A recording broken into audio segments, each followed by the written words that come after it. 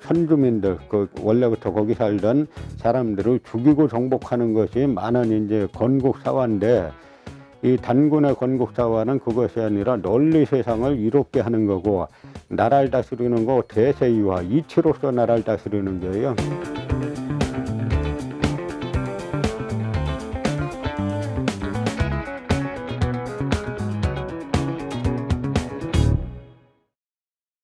고조선 이야기를 이제 계속 좀 더 하면은, 일본인들은 단군을 갖다가 이제 뭐 승려 일원이 이제 조작한 거다, 뭐 주장을 펴왔습니다. 그리고 뭐 남한의 강단사학도 아직까지도 뭐 단군을 신화하고, 그 고조선은 아무리 빨라봐야 서기전 10세기 이전으로 올라갈 수 없다, 그런 논리로 이제 단군조선을 부인하고 있는 겁니다. 그런데 이 단군이 우리 민족의 시조라는 걸 부인하기 시작한 거는 전부 다 일제강점기 때 일본인 식민사학자들이 주장한 걸 현재 그 남한의 식민사학자들이, 남한의 강단사학자들이 그대로 추종하면서 생긴 현상입니다. 그 조선이 암만 그 중국을 사대했어도 이 단군이 우리 민족의 시조라는 걸 부인하는 학자는 없었어요.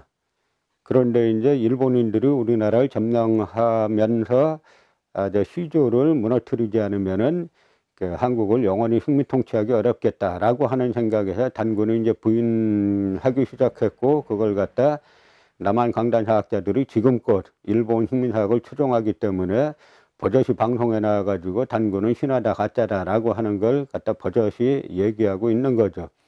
우리 독립운동 하면서 목숨을 바쳤다 우리 선열들이 보면 그야말로 개탄의 정도를 넘어서 이러다 나라 또 망하겠구나라고 이제 생각할 수 있는 아주 이제 심각한 상황입니다.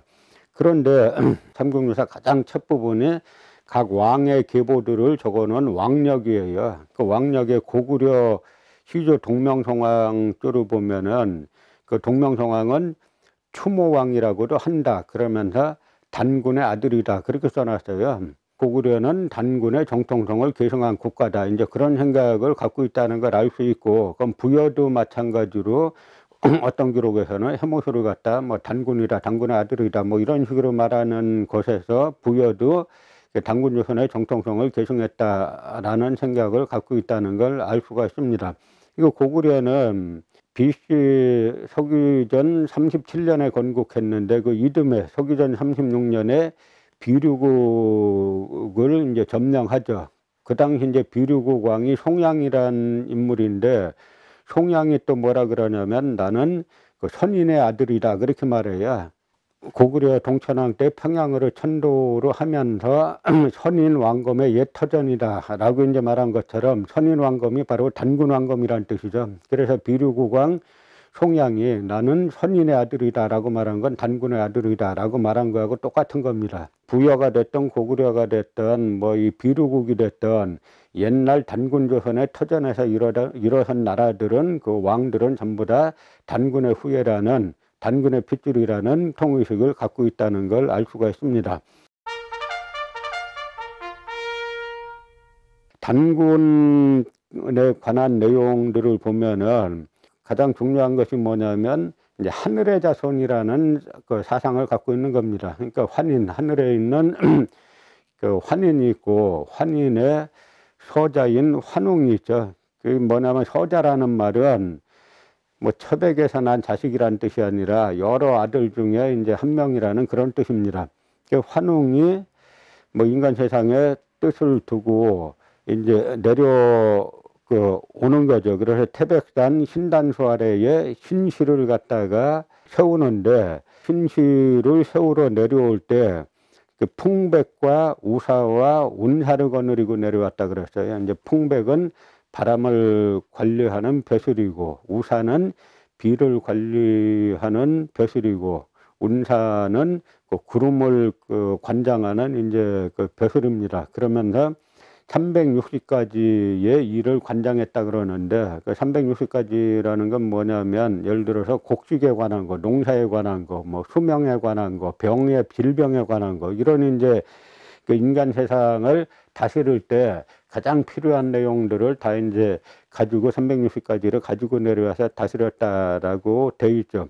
그런데 중국 민족사의 시작은 사마천이 쓴 사기에서 시작하는데, 그 사마천은 사기의 첫 부분을 어떻게 시작하냐면 중국의 한족, 그 중국에서는 한족을 갖다 하화족이라고도 부르는데, 하운주 할 때 하나라에서 하자를 따고 화산이 있어요. 화산. 우리가 무협지에도 보면 뭐 화산파 이런 뭐가 나오는데, 그 화산에서 화자를 따가지고 하화족이라고 하는데, 한족을 이 사마천이 어쨌든 그 누르황자 쓰는 황제를 갖다가 하와족의 시조로 설정하고, 이 황제가 누구하고 싸우냐면은 그 바로 동유족의 시조라는 추우와 싸우는 것을 중국사에 처음 이제 시작으로 이렇게 설명을 하는 거예요. 이때 사마천이 쓴 사기와 그 주석, 그다음에 산해경이라는 책들에 보면은 추우가 풍백과 우사를 불렀다. 그러니까 삼국유사에 나오는 표현과도 똑같아요. 풍백, 바람을 다스리 관장하는 풍백과 비를 관장하는 우사를 불렀다. 이렇게 되어 있습니다. 그러니까 중국에서도 추가 동유족이라는 걸 부인하는 사람은 아무도 없어요. 그러니까 여기에서도 우리가 이 단군 하와에 담겨 있는 그런 내용들이 동유족이 갖고 있던 이 전통 사상을 그대로 이제 계승하고 있다라고 이제 볼 수가 있는 거죠. 호랑이가 골 속에서 100일 동안 뭐 수도하면서 사람이 되기를 그 기원을 했는데, 그 다음에 이제 호랑이는 뛰쳐나가고 곰이 이렇게 이제 남아가지고 그 21일 만에 웅녀가 돼서 이 환웅과 혼인해서 단군을 낳았다는 거죠.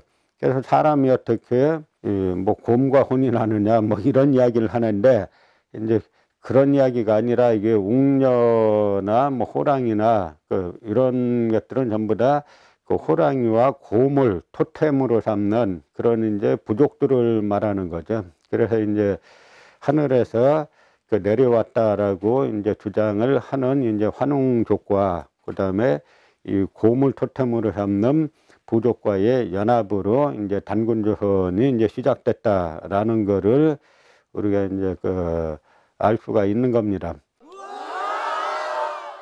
단군은 또 내려와서 나라를 다스리는데, 삼국유사에 보면 그 나라 다스리는 이념이 두 가지가 나오죠. 하나는 홍익인간이고 또 하나는 제세유화인데, 그 홍익인간은 뭐냐면 널리 사람을 이롭게 하라는 것이고, 제세유화는 이치로서 세상을 다스린다는 거예요. 이 두 가지가 대단히 중요한 겁니다. 대부분의 그 건국사들을 보면 전부 다 칼이 등장해요.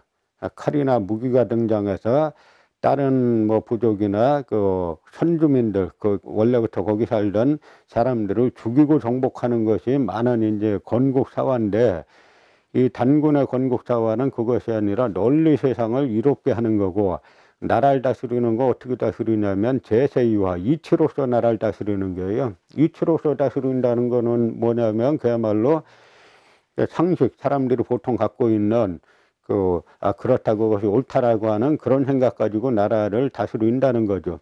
어떻게 보면 지금 우리나라가 엄청 시끄럽고 뭐 분열되고 싸우고 하는 이유도 이치로서 세상을 다스리지 못하고 자꾸 힘이나 이런 거 가지고 이치에 안 맞는 거 가지고 자꾸 이제 권력 가진 사람들이 이 사회를 갖다가 움직이려고 하니까 많은 이제 반발이 일어나는 건데, 우리나라의 원래 이제 단군의 건국 정신이라는 거는 널리 이제 사람을 이롭게 하는 것이고, 그다음에 이 세상을 다스리는 것은 이치로서 누가 보더라도 그 합당하다고 생각할 수 있는 그런 이치로서 다스리는 거기 때문에, 우리 그 민족의 건국 사회는 처음 시작부터 서로가 그 합리성의 토대를 둔 그런 이제 그 시스템이었다고 볼 수 있고, 그다음에 이런 것들이 뭐냐면 우리는 이제 그 하늘에서 내려왔다는 천선 사상을 말해 주는 겁니다. 그러니까 우리는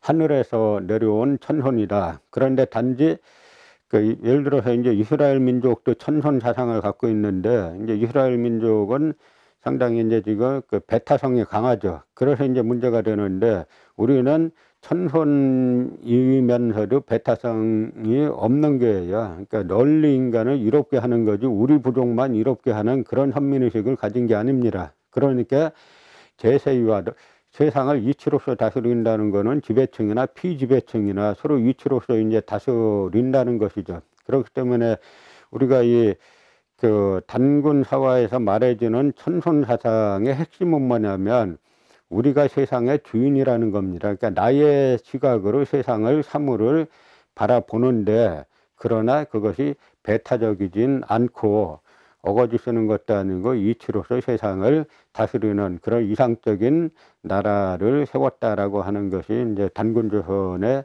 그 건국사화에서 우리가 배울 수 있는 이제 그런 내용들입니다.